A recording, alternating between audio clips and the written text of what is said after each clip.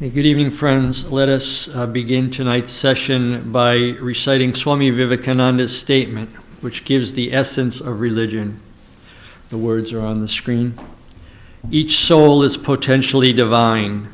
The goal is to manifest this divinity within by controlling nature, external and internal. Do this either by work or worship or psychic control or philosophy, by one or more or all of these, and be free. This is the whole of religion. Doctrines or dogmas or rituals or books or temples or forms are but secondary details. And that's from his introduction to the Raja Yoga. So we continue tonight on this two-part series of spiritual unfoldment and the Patanjali Yoga Sutras. Last time we looked at some of the ideas behind raising consciousness and how the highest experience of non-duality gives rise to the claims of universal love and oneness. For most people, this is the highest experience. This is the final experience. But some souls destined to be teachers of humanity can return from that experience. We are all made in the images of God, or in the idea of oneness is really imprinted onto us so deeply. It is the one idea around which all activity in the universe turns.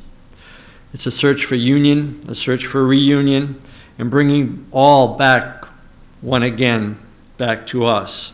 And this is the ground plane of every activity, whether we realize it or not. We all love certain things or certain someones. We want to establish harmony with certain things or someones. And this is the play of life, which oscillates from highs and lows, crests and troughs. It's a duality made of opposites, conflicts, resolutions, new conflicts, new resolutions, and so on, ever turning like a water wheel. And the experience and testimony of the sages is of this oneness, and the experience is the only ground on which claims of universal love, altruism, compassion, justice, and equity can stand unshaken. So from each and every experience we can and should learn a lesson. Our sweet nurse nature, as it's called by Swami Vivekananda, takes each person by the hand, so to speak, and leads us step by step until our lost glory returns. Each person is shown all of the experiences in the universe and all manifestations until the person's lost glory comes back and the person remembers their own nature. And that's from page 267 in Swami Vivekananda's Raja Yoga. So the teachers of the science of yoga therefore declare that religion is not only based on the experience of ancient times, but that no person can be religious until he or she has these very same perceptions. And in Raja Yoga, Swami Vivekananda writes that Raja Yoga is the science of religion and teaches us how to get these experiences and perceptions. And he quotes a quote from Swami Vivekananda. It is not much use to talk about religion until one has felt it. Why is there so much disturbance, so much fighting and quarreling in the name of God? There has been more bloodshed in the name of God than for any other cause, because people never went to the fountainhead. The science of Raja Yoga proposes to give us a means of observing the internal states. The instrument is the mind itself. The power of attention, when properly guided and directed towards the internal world, will analyze the mind and illumine facts for us. And so currently our powers of our mind are like rays dissipated. However, when the mind is trained and concentrated, we can use these same powers to illumine us. And this is our only means of knowledge. So tonight we're going to take up the first 6 aphorisms in chapter 1 of the Yoga Sutras. And last Friday we saw some ties to the Tuesday classes, especially Ramakrishna's experiences. And tonight we'll see ties to the ongoing Friday classes on the Svetashvatara Upanishads as well.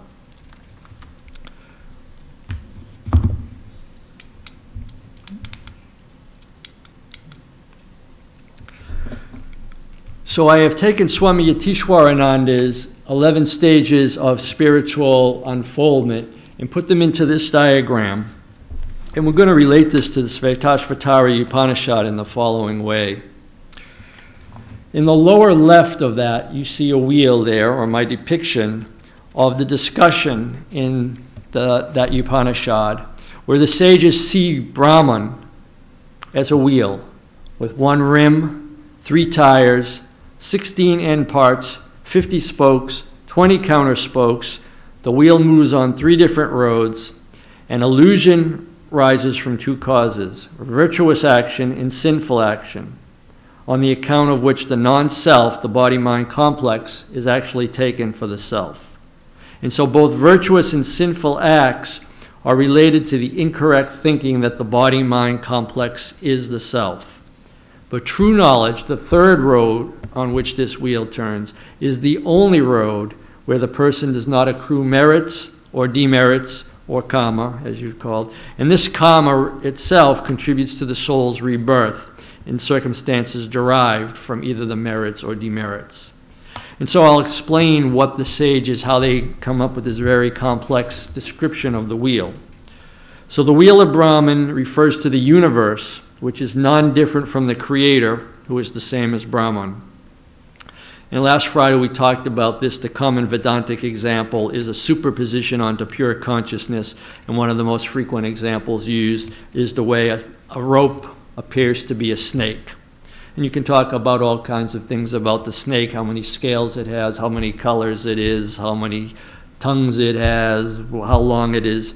But it's all descriptions of what Vedanta will call nascent non-science or lower science, because the snake doesn't really exist in the first place. The outer rim of this wheel signifies the causal factor, which Vedanta calls Maya. So if you look on the diagram in the upper left, you see a person there approaching a holy person. Now, this person is stuck in Maya, and Vedanta doesn't explain how we end up in Maya. It just says this is the current state from which we need to get out of. So the person sees a holy person first from a distance. And then after some time, you can either stay in the state for a long time, which is indicated by the white circle just looping back on itself, or you can transition to stage 2, which is where you see more glory in this saintly person, and that glory and that divinity begins to touch you. It gets close enough to you where you recognize this saint or sage or holy person, and you begin to become influenced by that person's glory and that person's holiness. In stage 3, you realize, and this is coming right from Swami Yatishwarananda's book, you realize that that holy person that you are now seeing and worshiping is a manifestation, a divine manifestation. But at this point, you also realize, I too can be a manifestation. In fact, I am, but just not fully manifested in myself yet. And at that point, the sage takes you by the hand, so to speak. He becomes your teacher or your guru, and imparts a specific teaching based on the person's personality and tendencies, and we'll see this a little bit later, and gives you a specific technique which takes you from these first 3 stages, which are the anthropomorphic stages, based on human interpretation of God, to the non-anthropomorphic, where we see ourselves first as a pool of consciousness. In stage 4, we still see it as very isolated from the whole. But as we progress to stage 5, our consciousness becomes less localized and more in tune with the greater consciousness. Until 6, it almost disappears, but there's a slight boundary between the us or the me and the universal. And finally, in stage 7, we merge completely into the universal, and which for most people stops, and hence I put the stop sign there. So this is the meaning of that diagram. And the outer rim is the causal factor Maya, which gets us started on this whole thing. The triple tire that the sages explained for this wheel represents the 3 qualities called the gunas. And the gunas have 3 different types: tamas, which is inertia or lethargy; rajas, which is activity; and sattva, which is the tendency towards calmness. And the interplay of these 3 give us our personality and our nature. The 16 end parts that they talk about, it's really 3 sets of 5 plus 1. And the first set of 5 are the 5 elements identified by the yogis, which are the earth element, the water element, the fire element, the air, and the ether. There's 5 corresponding organs of perception, which are smell, taste, sight, touch, and hearing. 5 organs of action, and 1 mind, which is sort of the processing unit from all of these inbound signals. So the mind integrates and processes them. The 50 spokes that the sages talk about represent the ever-fluctuating mental states, and we're going to do a lot with that later tonight. 48 types of human capabilities and qualities, and then they mention this wheel has 1 rope, and they say that that 1 rope manifests as love for children, for food, for the heavenly realm, for happiness. And this idea really reminds me of the Song of the Sannyasin by Swami Vivekananda, because he says in there, "Thine only is the hand that holds the rope that drags thee on. Let go the rope, sannyasin bold. Say Om Tat Sat Om." So we are holding the rope, which is dragging us on. The 3 different roads on which the wheel turns are that of righteousness, unrighteousness, and knowledge. And the knowledge of the wheel of Brahman was revealed to these illumined sages in the depths of their meditation. And the Raja Yoga and Patanjali Yoga Sutras explain this deep state of meditation. So I have one more verse from the Svetashvatara Upanishad, and that gives rise to the picture of the swan, the Hamsa, in this picture. And it says, "In this great Brahma wheel, in which all things abide and finally rest, the swan wanders about so long as it thinks itself different from the controller. When blessed by him, the controller, the self attains immortality." The individual self, therefore, is compared to the swan, and all beings evolve from this wheel of Brahman and its creative power, Maya, until we complete this path all the way to the non-dual experience. And the individual self roams in this phenomenal world, assuming the different bodies, human, subhuman, superhuman, according to the merits and demerits that we've accumulated over many births. And the cause of the wandering is due to the mistaken notion that the individual self is different from the Supreme Self. And when the knowledge that the individual is non-different from the Supreme Self dawns, that Supreme Self gets absorbed in Brahman, the essence of bliss and consciousness, immortality or liberation. So the person who knows him or herself to be the Brahman, or the ultimate reality, is liberated. But those who think they are other remain bound. But how to invoke this deep state of meditation, that we too may realize this truth. And this is where the science of yoga and concentration begins. Hence we come to Patanjali's Yoga Sutras, chapter 1, verse 1. And so just a final thought on the drawing there is the wandering jiva, the swan, is the ego of the person caught up in this wheel, and they see the holy person and begin the process of the sequence of spiritual unfoldment until they reach the highest state. Okay, so we're going to go on from this. We come to the first verse in the Yoga Sutras, and it translates as, "Now concentration is explained." So last time, near the end of the session, I explained that a sutra can be thought as a thread on which the gems of all these teachings are strung. And I used the English word suture, like when you go to the doctor or something, you get little stitches, sutures they call them. And so the mnemonic for me, sutra, is the same as sutra, which is thread. And they're meant to be concentrated, packed phrases so that the teacher, having learned from his or her teacher, can then convey them to another student. But they're very concise, so typically they don't want any extra words in there. So we see, well, why are they using the word now in this? Does it really convey any important information? And we see the same in the Hatha Yoga Pradipika. Similar phrases used. They say asanas are the first accessory to Hatha Yoga. So they are explained first. So taken together, I will say that these statements imply there's a prerequisite or prerequisites for both Hatha Yoga and Raja Yoga. So there are certain physical or mental and behavioral prerequisites that the student must fulfill in following that path. Remember, we see the holy person from a distance. We approach the holy person. At some point, the holy person takes us under their guidance. But there's some prerequisites, some initial conditions that must be met. And so first we need to hear about the descriptions of the Vedanta ideals, such as the rope and the snake, the one reel with the many rims and many tires, because these serve as the philosophical prerequisites. We have to know what the goal is. And they say Brahma Vidya, then Yoga Shastra, meaning the knowledge of Brahman first and then the science of yoga. So we have this. So by including the word now in the sutra, I think it conveys that the students have met the prerequisite conditions and now they are ready to hear about the formal study of concentration.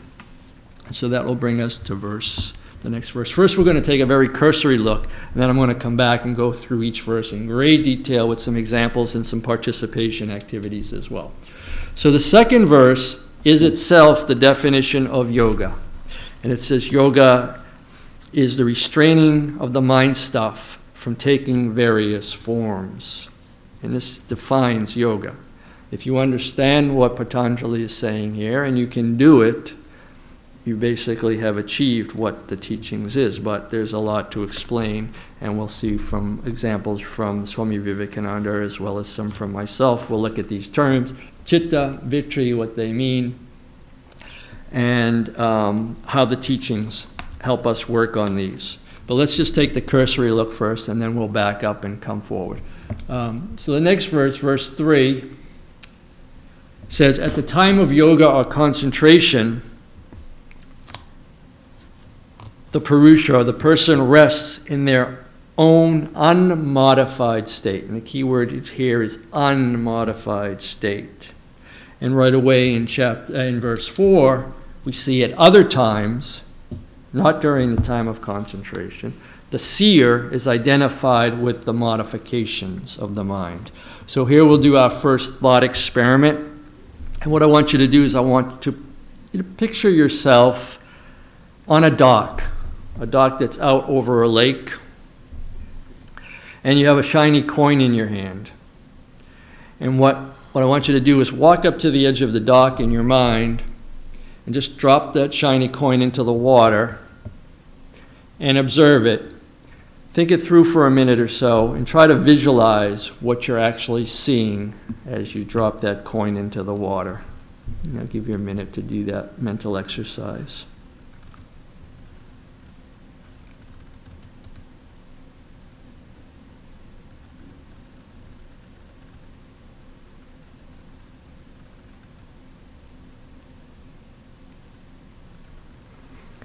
Okay, so now depending on what you visualize, there may be different answers, multiple answers for that question, and there's no necessarily right or wrong. So anybody who would like to share one of their answers, you can share it and then we can have the discussion. If nobody volunteers, then I'll explain some other possibles. Charlie, what did you see? Ripples. You saw ripples, okay. I dropped a piece of clay and a coin in the water, and I thought they were the same.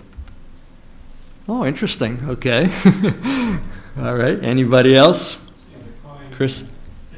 you know, fluttering Yeah. and water and the- reflecting light. Okay, yeah, it does. All these things do have sort of that fluttering motion. I remember years ago when I used to do a lot of fishing, and we'd go way out to sea, and the water would be 200-300 feet deep sometimes where we were, and they'd have these big silver, what they call jigs, and we'd drop them off to the side of the boat. And I remember as a kid, I used to really enjoy watching it, and I would watch it and watch it and watch it until I couldn't see it anymore. Yes, Rosa? I'm sinking with reflection.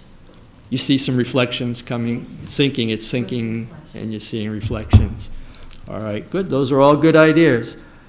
So I think after doing it a couple of times in my mind, I said, well, I think what you see is going to depend first on the condition of the water.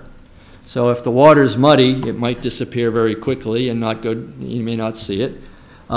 If the water is clear but choppy, ripply on the top, you might see it, and as Chris said, you see some fluttering of things. And even the natural motion of something as it sinks tends, especially something that's flat, tends to do that side-to-side fluttering.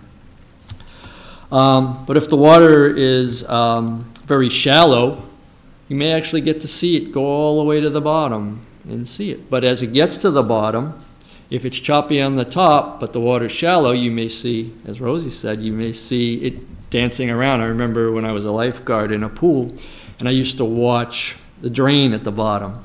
And as kids were splashing around and stuff, you'd see the drain, but it would look like it was shifting in the bottom of the pool. Now we know the drain's not shifting, but it was due to the refraction. Also the sun. The sun. Depends on what type of day it is. Yeah, what type of day, how much light. So we can translate all of these ideas into yoga itself and the state of the mind. So in order to see the glory of the self, our mind has to be pure, illumined by the sun of knowledge. The water has to be calm, the mental waves, and that's exactly what he means by yoga chitta vitri nirodha. The cessation of the mental waves, and at that time the seer rests in their own natural state. So now let's do one more experiment, one more thought, and I'm just going to modify that last one a little bit and say instead of on a dock, let's pretend you're on a boat in rough water. And I still give you the coin and I say, all right, drop the coin in and watch it and see what do you see. So what do you think about that one? So you're on a boat and you have the same coin, and I'm just going to ask you to repeat the same, but now you don't have the stability of the dock. You're in a boat. They lose sight of it. Yes, disappear. It might disappear. The Okay. fish came and swallowed the coin. So Charlie's got a big fish there. It sounds like a fishy tail to me. All right. Yes, sir. Might even bounce at least once after it hits the water. Oh, it might even bounce as you toss it. Sure. Okay. The coin can act as a reference for the Okay. Very good. And all of those are good answers. But what I was going for, or at least thinking about when I did it, was if you're in a boat and you're afraid of, especially if you're afraid of boats, you may not even be able to do the experiment because you may not even want to go close enough to the edge, right? You might be holding on for dear life. And the reason I picked that was because sometimes some students that come to teachers are still in an agitated state or a body-oriented state. So the teacher may prescribe some other practices before recommending meditation. And this idea will come back when we look at the types of thoughts that we have in verses 5 and 6. So one more thought experiment. So let's say you're watching TV, and it's the last few seconds of your favorite sports game, and the remote control there starts going wild, and it starts jumping all around. Or you could also say if you were watching a movie or you're trying to follow a complex storyline, and the same thing, the remote control just gets out of control and it starts changing the channel randomly. So what are the possible outcomes? Certainly you get frustrated, right? Hey, I just missed the score, the big play of the game, or I can't follow this story at all because every few minutes the channel keeps changing. And so, we get angry or frustrated. But actually, before yoga training, before this training concentration, many people say that that's exactly what their mind is like. I talked to a lot of people, and they said, geez, I come home from work, from the office, and all of the pressures and everything, my mind is reeling. I go to bed, and I still can't, every few minutes. And they actually have data now that says that the mind changes thoughts 40 to 60 times a minute. So that's like a different thought every second. So maybe with some training, since it can come down. And it's actually an observable phenomenon that you can bring it way down with some training. And if you just look at the number of thoughts per minute or thoughts per unit time, you will see it will come down with some training. But currently, in Swami Vivekananda in the same book, describes the mind as a monkey, which is naturally restless, because that's the nature of a monkey, and then that monkey goes and gets bit by a scorpion or stung by a scorpion, so now it's jumping around even more from the pain, and then it drinks some wine, and all of these things happen to this monkey, and he says that's what an untrained mind is like. A drunken scorpion, stung, drunk monkey. So that's what these sutras are designed to help us avoid, right? And the term used in the sutras, we'll see it a little bit later, is called scattered. Our thoughts are scattered. So we don't have the concentration. And so therefore our efficiency is lost, our accuracy in tasks becomes compromised, and just the joy of experiencing the here and now is also lost, because we might be, Swami always says, well, you come here to my class, although you're physically sitting here, you may be at home, you may be at the mall, you may be shopping, you may be anywhere but listening to me. I'm not saying that. Swami says that to us.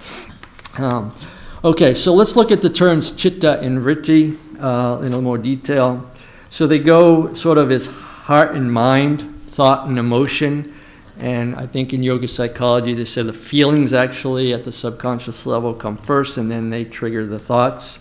So the chitta is sort of the causal. It gives rise to thoughts and actions and intentions based on the emotions that are going on, and they may be going on below the conscious level. So we're being driven by things. Fear is a huge motivator that needs to be overcome. A lot of things are done out of fear. Vritti, the Sanskrit, so I had a mnemonic for sutra, which I called suture, meaning stitch. So for vritti, my English mnemonic is vortex, which is a whirlpool, a tornado, a hurricane, the water going down the drain, the water going down the bathtub. And that's exactly what it means, and Swami Vivekananda calls it that in his Raja Yoga, the whirlpools of the mind. And if you go back and look at the definition, the verse 2, it's exactly that. Yoga is stilling the sensations of the whirlpools of the mind. And that ties us back again to the Svetashvatara Upanishad, which talks about the wheel. Again, a wheel is movement around a common stationary center point. So our goal is to find and come to rest in our center point. So now we'll come to the full text of Raja Yoga to hear how Swami Vivekananda gives his explanations on these verses. And he says so I'm going to give the commentary first on verse 1 and 2, which is now concentration is explained, and yoga is restraining the mind stuff, the chitta, from taking various vrittis or forms. And so he says a good deal of explanation is needed here. We have to understand what the chitta is and what the vrittis are. I have eyes, but the eyes do not see. Take away the brain center, which is in the head, and the eyes will still be there. The retina might be sound and complete, and the pictures of source are still coming in, but you still won't see them. So what he's talking about here is this following picture, which I drew up to help him. In the leftmost, you see kind of two big eyeballs there. This is sort of a top view, although the perspective of the eyes wouldn't be correct for a top view. But the idea is the eyes get connected to this back red area in the brain called the visual cortex. So the eyes might be sound. The wires connecting them to the brain is there. But if your mind is not attached to that particular brain center, even though light energy is hitting your eyes, you won't see it. Okay, and so he says the eyes are only a secondary instrument, not the organ of vision. So these things don't see. Seeing happens back here. These just capture the light and move it, and it actually crisscrosses, which I think is kind of entry. The right eye crisscrosses over to the left side, and the left eye crisscrosses over to the right side of the brain. I don't know if it's quite visible to you, but I've got a yellow and blue line coming out of the eyeball, and it crisscrosses in the middle there. So nature, in its infinite wisdom, decided to do that. There was some purpose in doing that crisscross. So you get it. I mean, the key idea here is that the nerve center is in the back here, and the eyes are just information capturing devices. Okay. And the real organ of vision is a nerve in the brain. So the two eyes alone aren't sufficient. A person might be asleep with the eyes open, the light is there, the pictures are there. But the third thing, the mind must be joined to that organ. The eye is the external instrument. And I'm reminded of a story of one of the disciples of Ramakrishna who had to have some surgery done. And it was a pretty intense surgery. It wasn't some minor kind of skin thing. And the doctor said, do you need anesthesia or whatever? And that particular Swami said, no, if you can just give me a couple of minutes and then start. And apparently he was able to block all of these external inputs, the skin pain, you know, the pains and things. Just stop it at the sensory point and never attach the mind to it. So never was able to go through the operation without anesthesia. So this is the idea here. And then Swami continues, carriages roll down a street, but you do not hear them. Why? Because your mind has not attached itself to the organ of hearing. And so, again, the idea is this. So it's not just vision. Vision is the yellow here in this picture, the organ of seeing. But there's also one for the motor control. The hearing organ of the brain is off to the side here. Sensations is a stripe that runs down here. And so first, as he points out, first there is the instrument, then there is the organ, and third, the mind. We need all of these things to process something externally. And the same, you know, this is the same with sound. We may or may not be alert to something if our concentration is on something else. He uses an example that the Big Ben clock in the back of the room might be going off, but if you're so intense in your reading or studying, you may not hear the clock go off and things like this. And then what happens is if the mind is present there, it takes the impression, these sensory waves, further in and presents it to the next thing, which he calls the determinative faculty, or the buddhi. And the buddhi, the intelligent factor, is what reacts. And as part of that reaction flashes the idea of ahamkara, the I maker, that it translates aham, I, kara, maker, the I maker, which gives the sense of ego. Somehow, in the midst of all of these waves, these light waves and sound waves, whatever I'm paying attention to, that something I is involved in this complex scene somehow, and that's the ahamkara, the I maker. And that, what he says, is flashes the idea of egoism. So somehow we say, all right, I'm seeing all of this, hearing all of this. There's an I which is somehow involved in all of this. And then he says this mixture of action and reaction is presented to the Purusha, the soul, the real soul, who perceives an object in the mixture. So the organs, the indriyas, they call them, together with the mind, manas, the determinative faculty, buddhi, and the egoism, ahamkara, form what he calls is the antakarana, the internal instrument. So it's a collection of everything there, starting with the outer senses, through the brain organs, through the mind, to the buddhi, the intelligent factor. The idea of egoism flashes, and that is presented to the soul or to the witness, and that is basically the process of sensing our outer environment. And he goes on to say now, each of these stages, you're not going to cut open a brain, do an autopsy and find something called a buddhi there or an ahamkara there. They're all just processes. They're all just like a computer program, right? So I'm showing images here, but if you went into the computer to find that, it's just all a collection of ones and zeros. It doesn't, as a picture, as what you're seeing, it doesn't exist. So these things, the buddhi and things, there's no, I guess, hardware or brain matter associated with those functions. They're just processes in the mind. They're waves of thought, and he calls them whirlpools. And then he asks another question, well, what is thought itself? He says it's a force, and from the infinite forces of nature, the chitta takes hold some of it, absorbs it, and sends it out as thought. And he says another interesting point. He says the mind itself is not intelligent. We think it's intelligent, but it's only intelligent because the soul is behind it. And that's the idea of the picture in the upper right. So I have the brain picture there representing the mind processes, but the brain itself is still the hardware, as Swami would say. And it's only intelligent because of the shining light of the infinite intelligence which is illuminating it. So then he goes on and says, you are the only sentient being. Mind is the only instrument through which you catch the external world. And then he gives an example of how things that are outside of us are unknown and unknowable. And he takes a book and he says, see this book? This book is unknown. This book is unknowable as a book.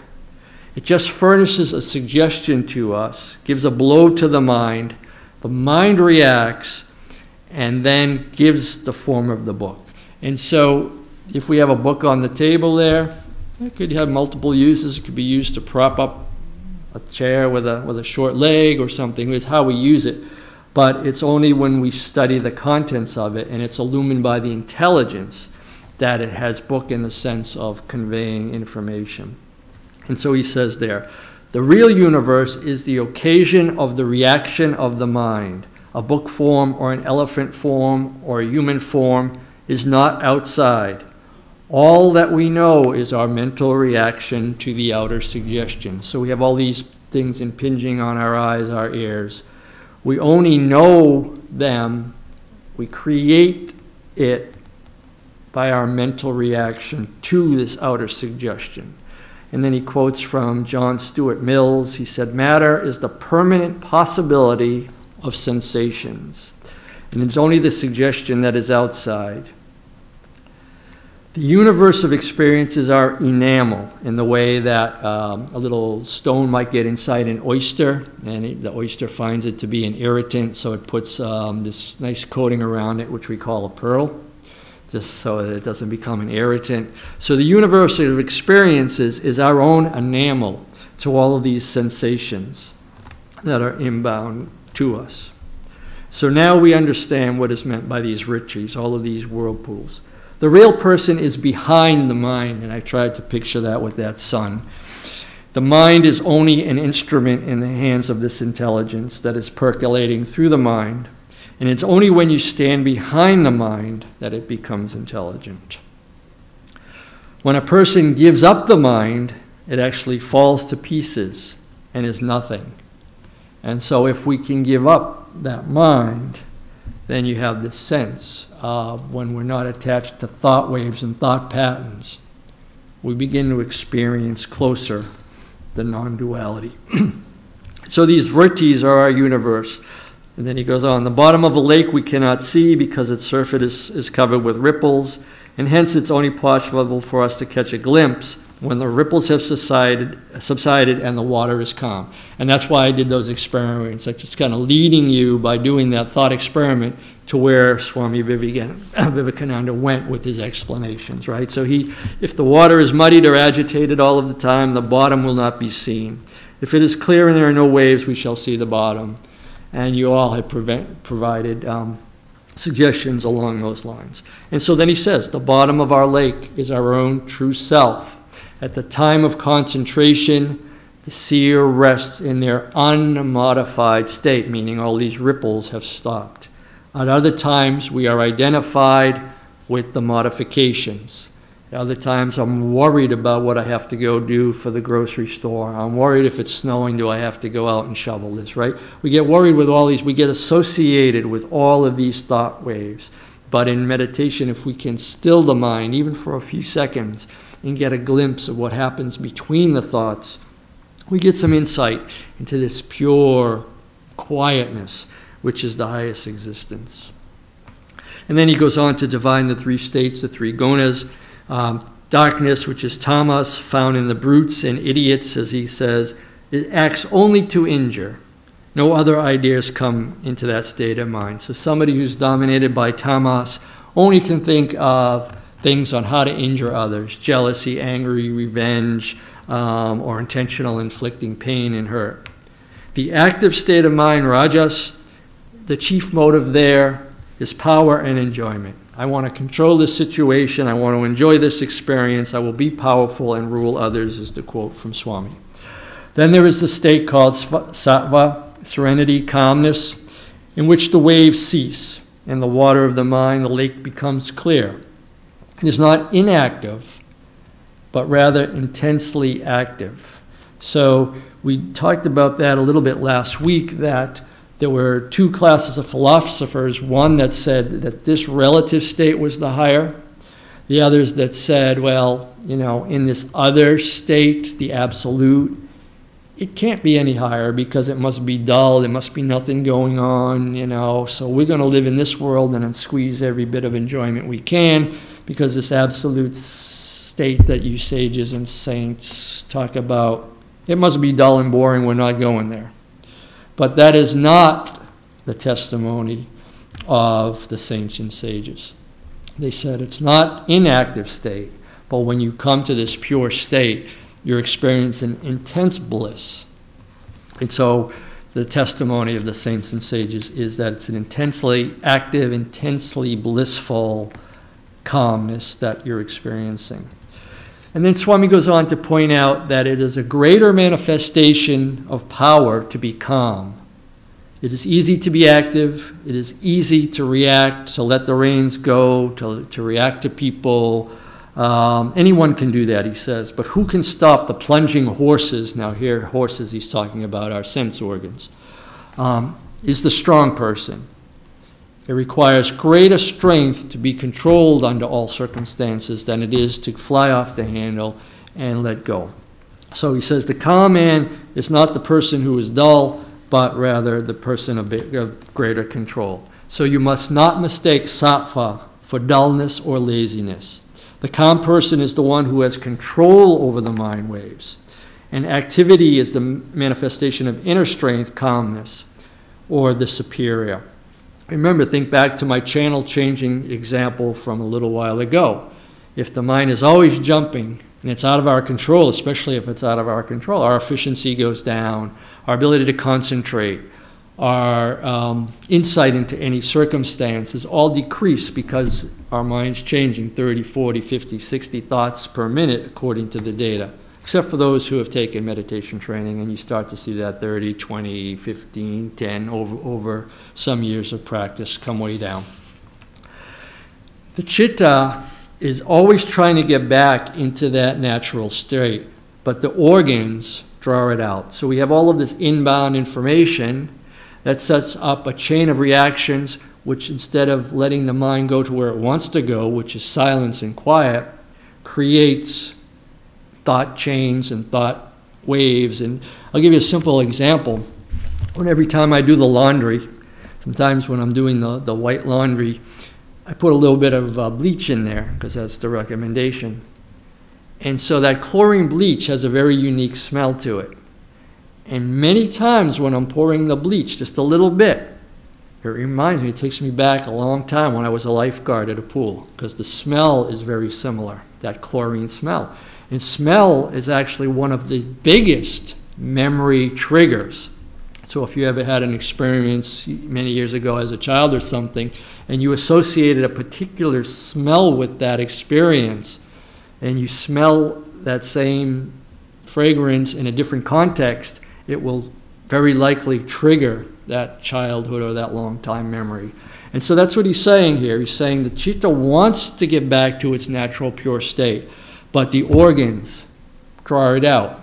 We get some inbound things that triggers a thought, which triggers a memory, which triggers a story, which triggers a different story, which triggers a modification of that story. What if this, if not that? What can I do, right? And it goes on and on and on. And so this wheel of Brahman keeps turning and turning and turning. And so to restrain it, to check this outward tendency, is to start it on this return journey. And so this is the essence, and it's the first step in this yoga. And because this is the only way we can get our citta back into its proper course. And so it's really only in the human person that has this intellect to recognize this and be able to take action to do it.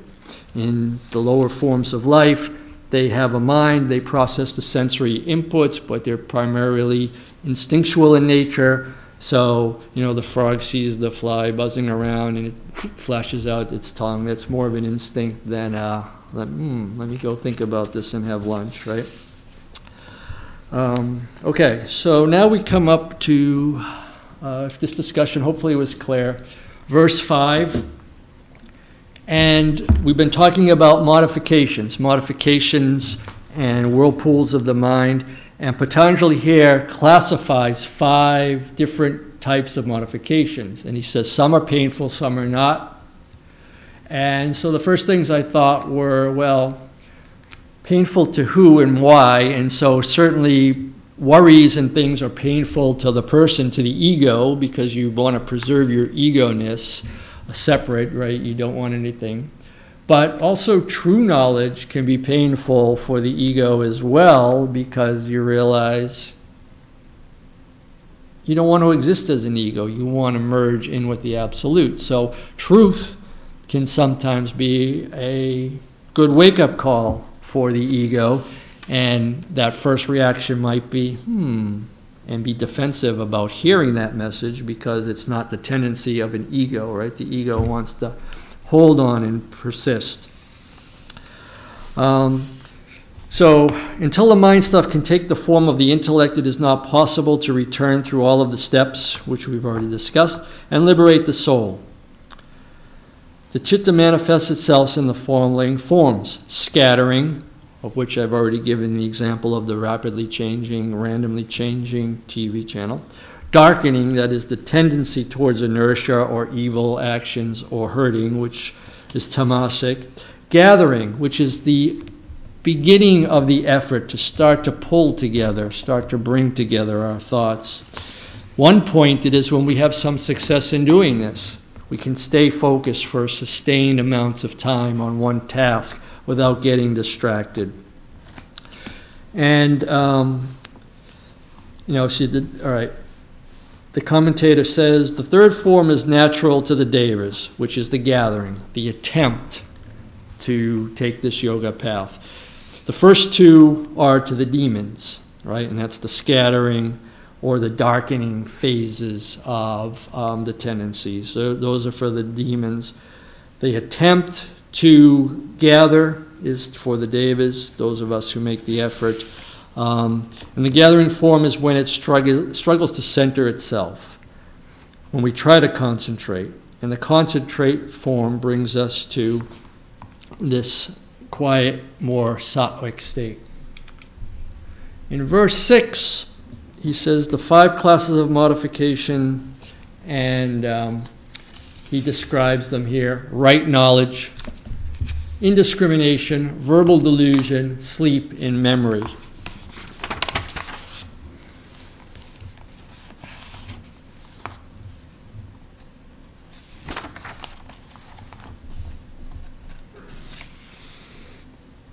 Okay, so right knowledge is seeing the truth and understanding the truth as it really is.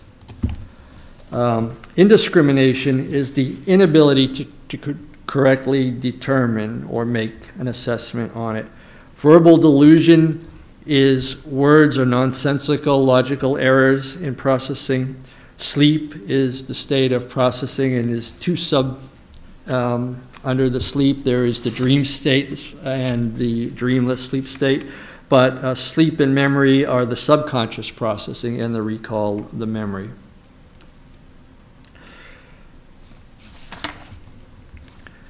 So he says, indiscrimination is false knowledge not established in the real nature.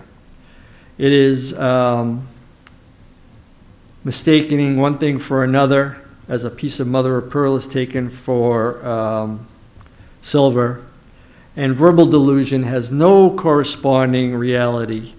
And sometimes they say, like a castle in the sky or something that has no physical support. Castles don't float in the sky, things like that.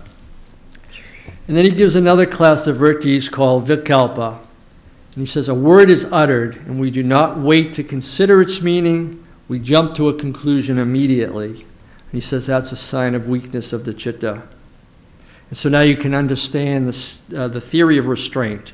The weaker the person, the less restraint.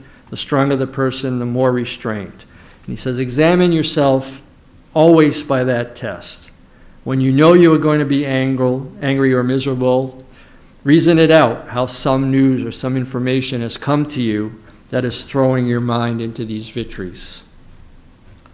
Sleep is the vitri that embraces the feeling of voidness. When awake, we know that we've been sleeping. And the Upanishad example is there, well, if you had a dreamless sleep state and you wake up feeling very refreshed and you know you slept well, but you don't recall any dreams, how do you know you slept well?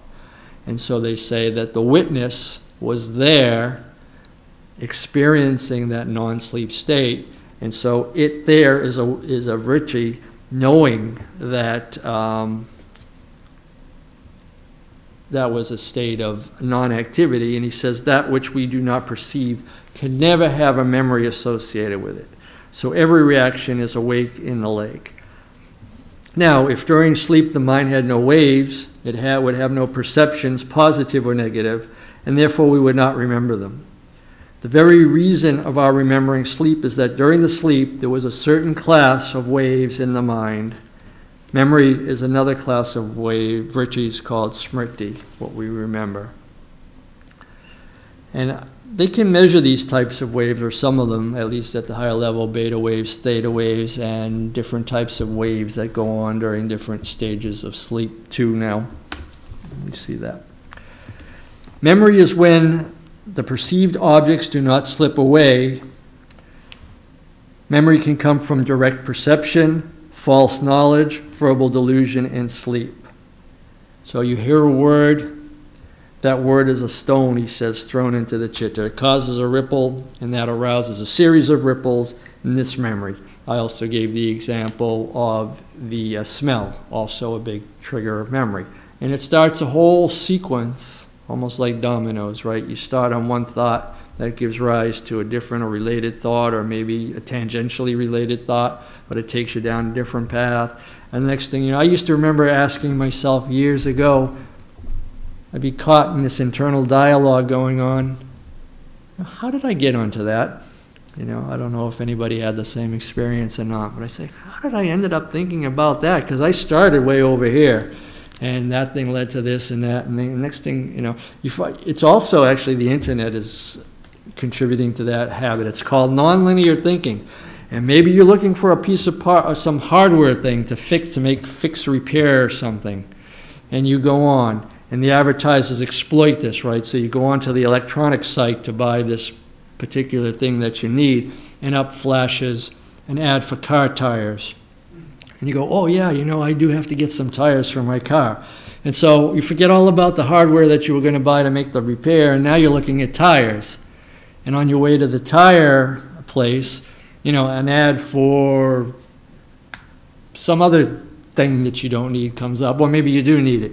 But again, that takes you off in another direction. It's called nonlinear thinking.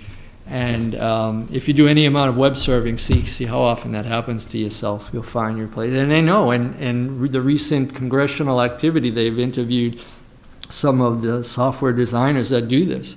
And they say, we know, we study the psychology of people.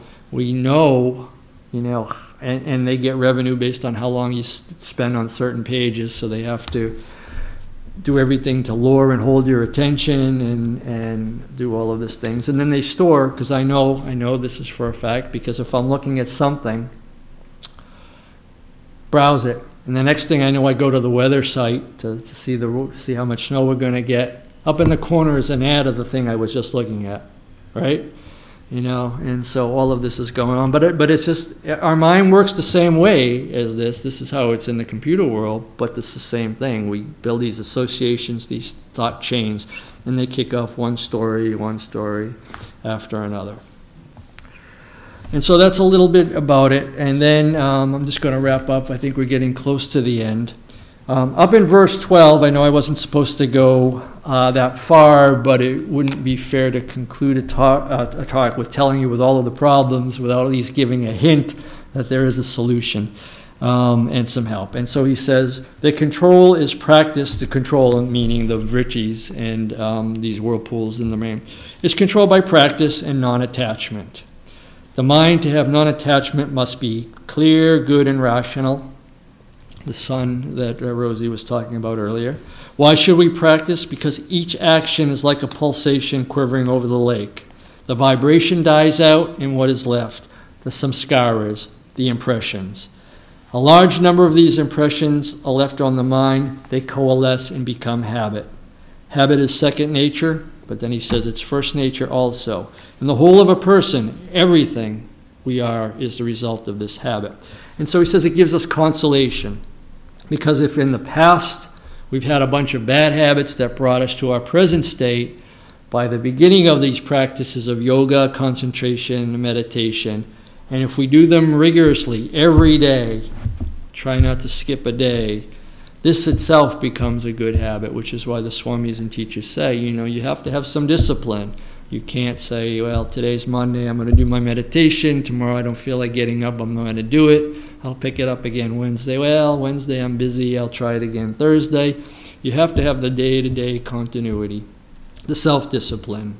And by that we form these samskaras, these habits, where the tendency, and after a while you begin to feel like you're missing it. And you say, geez, I can't skip it now. I used to find the same thing actually with the gym, the physical, when I got used to lifting weights for some amount of time, and then I missed a few days because of an illness or something. I would feel squishy, or I just didn't feel right, and so it became a habit. And so character is repeated habits, and repeated habits can alone reform character, and continuously struggle to keep them perfectly restrained is what is practice. So I think that covered all of the 6 and maybe a little bit more. We got a couple of minutes left if people want to contribute discussion points or thoughts or ideas. Yes, sir? A number of years ago, I was at a restaurant, and this lady was distraught. She said that her husband was in the hospital, and he was unconscious, and they'd been there for a long time. They tried everything, all kinds of stimulation. Even though it's like she was talking about, she didn't know what to do. So I said, so I knew, thought and smell and hearing were the last 2 senses to go. So it says, you have a familiar scent that he would, recognize. And she says, yeah, there's a certain perfume he really likes. So do that. So a few days later, she was so thankful because he was coming out of the coma.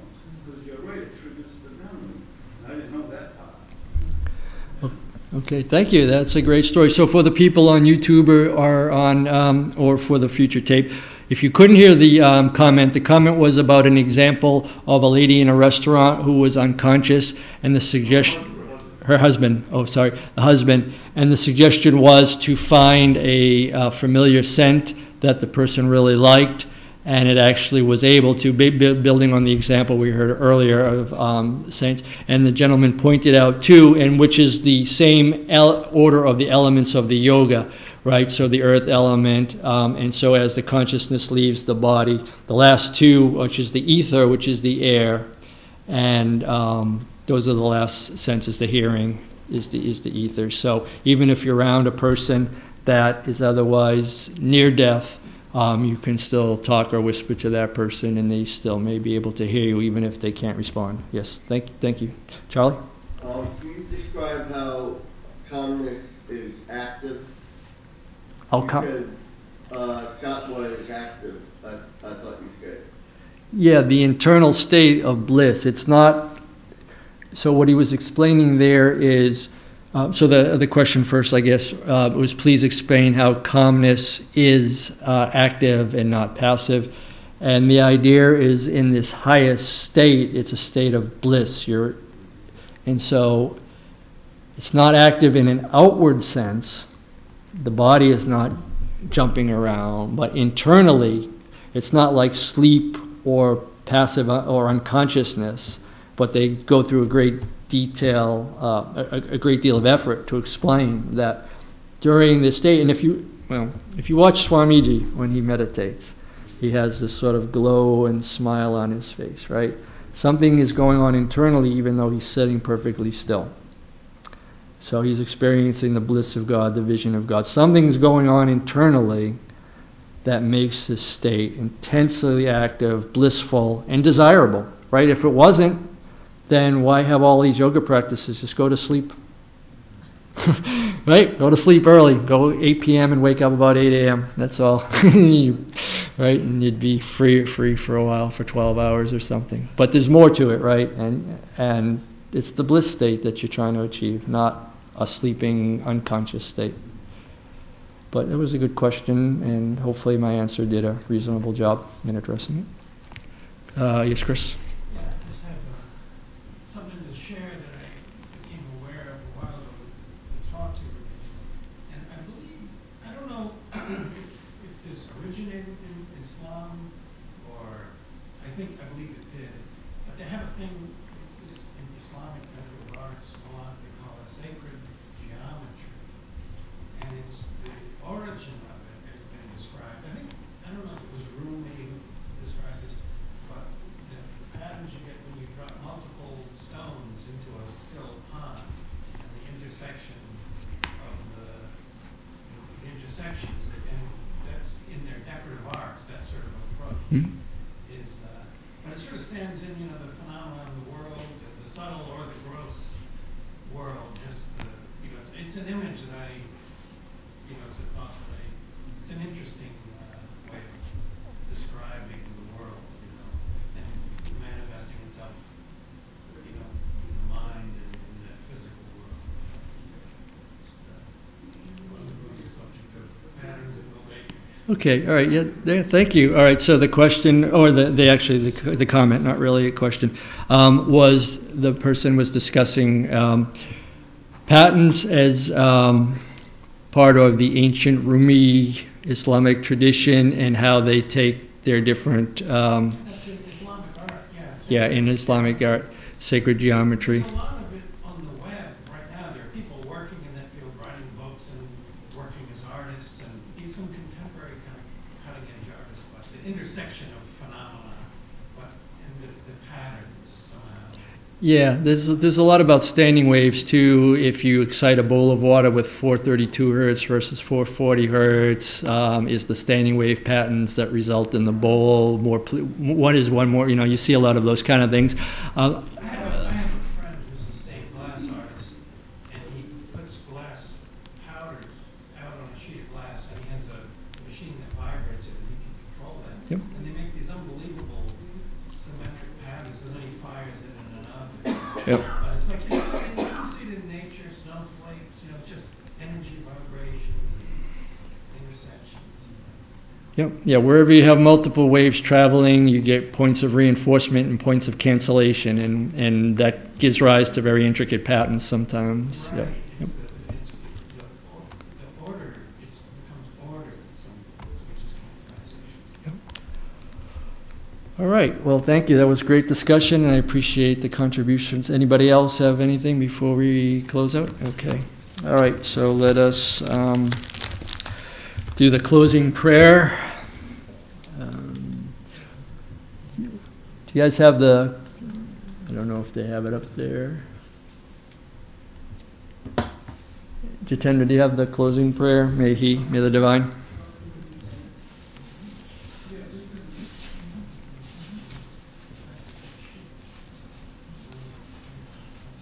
Okay, well, I'll just do it. Okay. May the divine, who is Father in heaven of the Christians, Holy One of the Jewish faith, Allah of the Muslims, Buddha of the Buddhists, Tao of the Taoists, Great Spirit of the Native Americans, Ahura Mazda of the Zoroastrians, and Brahman of the Hindus, lead us from the unreal to the real, from darkness to light, from death to immortality. May the all-loving being manifest unto us and grant us abiding understanding and all-consuming divine love. Peace, peace, peace be unto all. Okay. Some announcements. Next Friday, being the Friday after Thanksgiving, there is no class. And then the following Friday after that, Swami Yogatmananda will be back, and that will resume the Svetashvatara Upanishads. There is RT meditation. Okay, so there is RT meditation for those who want to come. I'm just saying there's no class. Upcoming Tuesday, November 20th and 27th, will be 2 talks by Professor Salkyan Sengupta on the places visited by Sri Ramakrishna. So that'll be Tuesday, this coming Tuesday, and the following Tuesday. This coming Sunday, a talk by Swami Savapriyananda of the Vedanta Society of New York. It's titled The Essence of All Vedanta. He's a very popular speaker, so I would expect that we're probably going to have a full house here, or nearly so. That begins at 5 p.m. Everybody is welcome. It's sort of, we'll follow our same Sunday standard. And upcoming on December 8th, there will be a retreat from 9 a.m. to 5 p.m. given by Swami Yogatmananda on the kingdom of heaven within you. You can register with Naomi or online using all of the standard registration methodologies that we use. If you register before November 30th, you can get a discounted rate of $20. After that, it goes up to the full rate of $30. So with that, I think that concludes our program for tonight. Thank you, friends. And